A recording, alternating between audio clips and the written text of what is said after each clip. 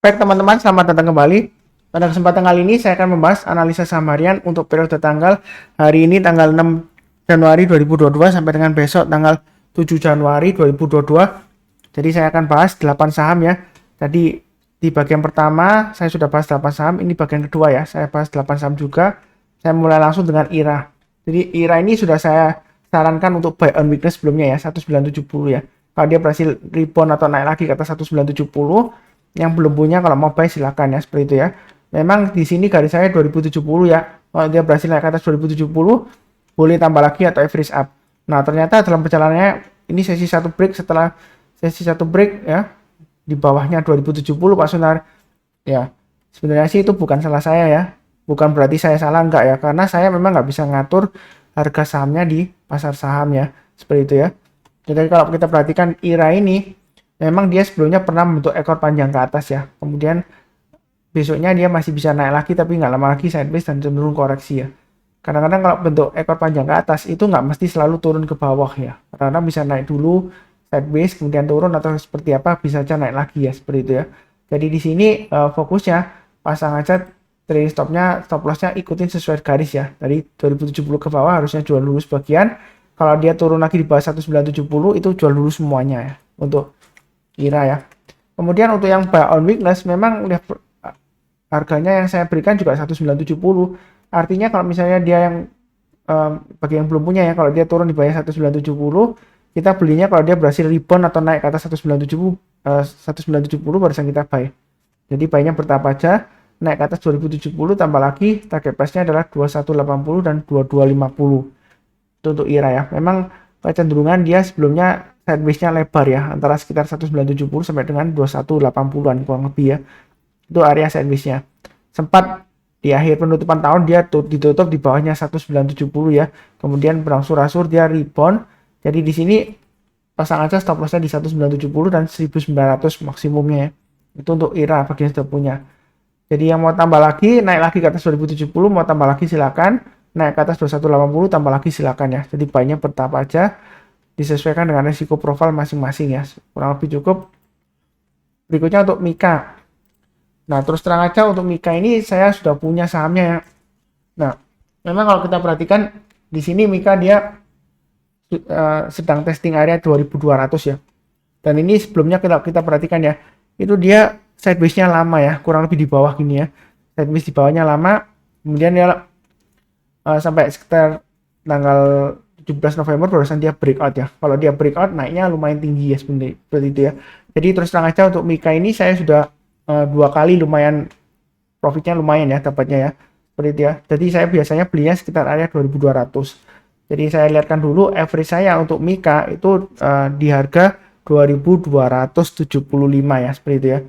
Memang agak tinggi ya. Stop loss saya di 2200. Sejauh ini masih cukup bertahan ya. Kalau yang mau spekulasi buy on weakness untuk Mika boleh ya, seperti itu ya buy sekarang. Nanti kalau dia naik lagi ke atas 2270 boleh tambah lagi atau average up. Naik ke atas 2350 boleh tambah lagi, target price-nya sekitar 2400 dan 2450. Antara 2270 dan 2350 kalau mau tambah lagi boleh buy di tengah-tengahnya 2310 ya. Jadi kalau naik lagi ke atas 2310 tambah lagi ya. Ini 2310 saya ambil dari ini ya. Sebelumnya kan dia berusaha naik, dia gagal koreksi, ini high-nya di sini ya. Kemudian dia kok turun.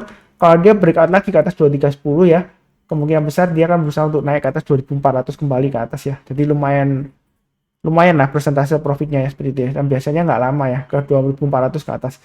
Ya mudah-mudahan aja ini 2200 bertahan ya, seperti itu ya. Sejauh ini masih cukup bagus. Jangan lupa stop loss-nya di 2200 kalau punya Mika ya. Kurang lebih cukup. Berikutnya untuk Akra.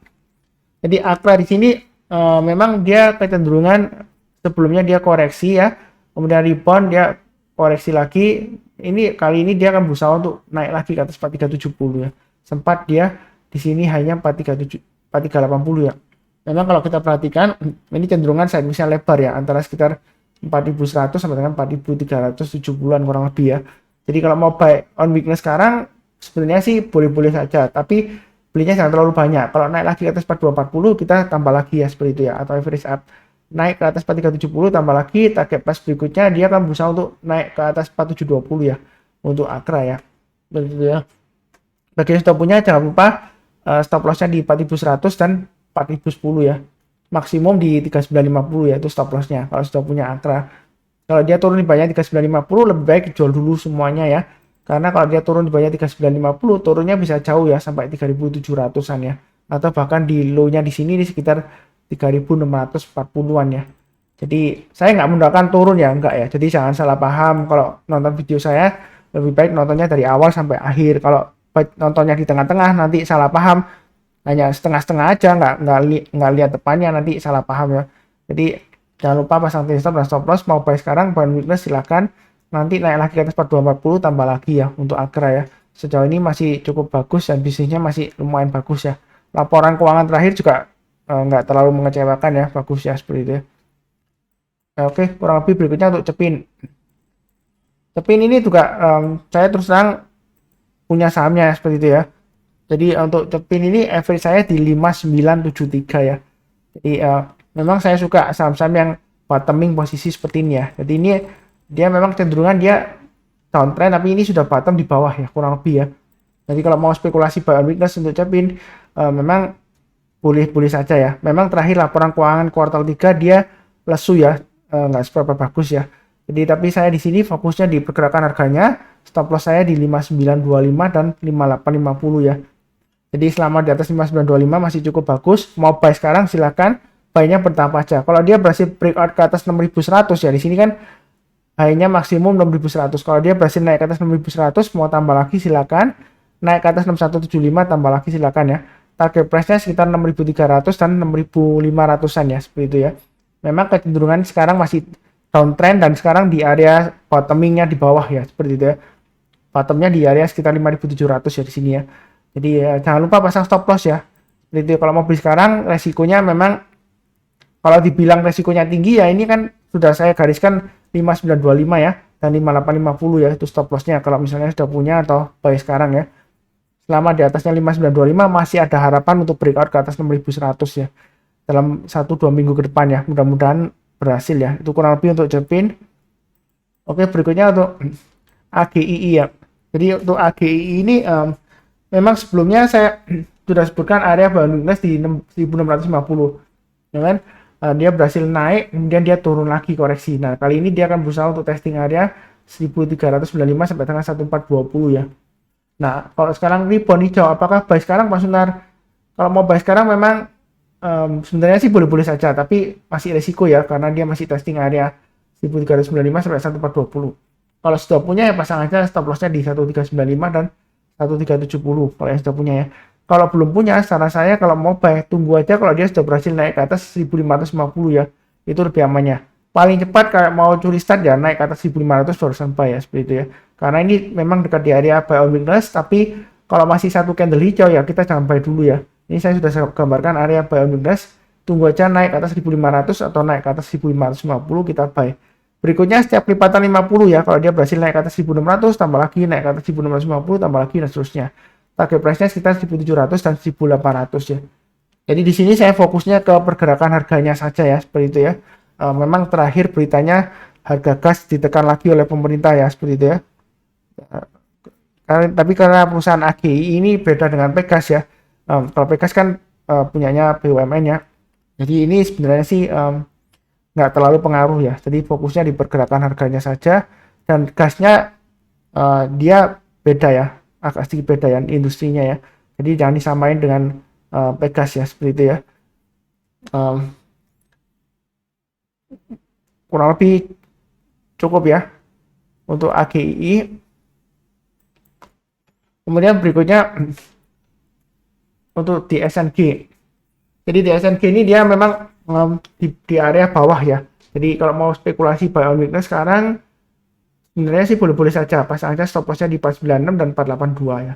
Memang resikonya masih cukup besar ya, karena ini kalau saya gambarkan ya, kalau dia selama di bawahnya 530 sebenarnya masih resiko di bawah ya.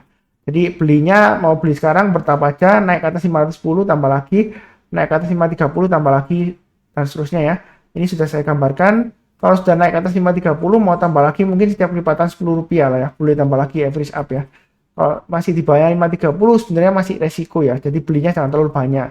Kalau mau tunggu di atas ya tunggu naik ke atas 530 barusan kita buy ya.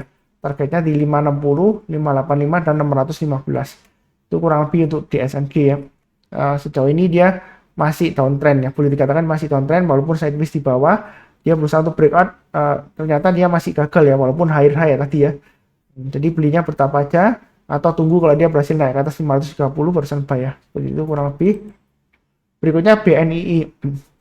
Nah, gimana ini Pak Sunar BNII? Ekornya panjang ke atas. Ini memang sudah saya gambarkan garisnya ya. Kalau yang mau buy naik ke atas 350 buy, naik ke atas 356 tambah lagi. Ternyata dalam perjalanannya gagal lagi seperti sebelumnya ini ya, ekor panjang ke atas ya. Ini juga ekor panjang ke atas. Memang kecenderungannya ya, saham ini memang cenderung downtrend ya. Jadi arahnya masih ke bawah. Jadi rebound pun dia ekornya panjang ke atas ya. Istilahnya digoreng bandar lah boleh dibilang seperti itu, kemudian dia turun lagi. Nah, kalau seperti ini ya, kalau mau buy sekarang memang resiko ya. Ya, kalaupun mau istilahnya dalam tanda petik ngotot buy sekarang ya pasang stop lossnya di 328. Kalau dia turun lagi di bawah 328 lebih baik jual dulu semuanya. Kalaupun mau buy, saran saya tunggu aja kalau sudah berhasil naik lagi ke atas 350. Memang sebelumnya 2 kali gagal ya di sini ya, 1 kali gagal dan hari ini gagal. Tapi kalau berikutnya lagi kalau dia berhasil naik ke atas 350, belum tentu dia gagal lagi ya. Saya ingatkan seperti itu ya.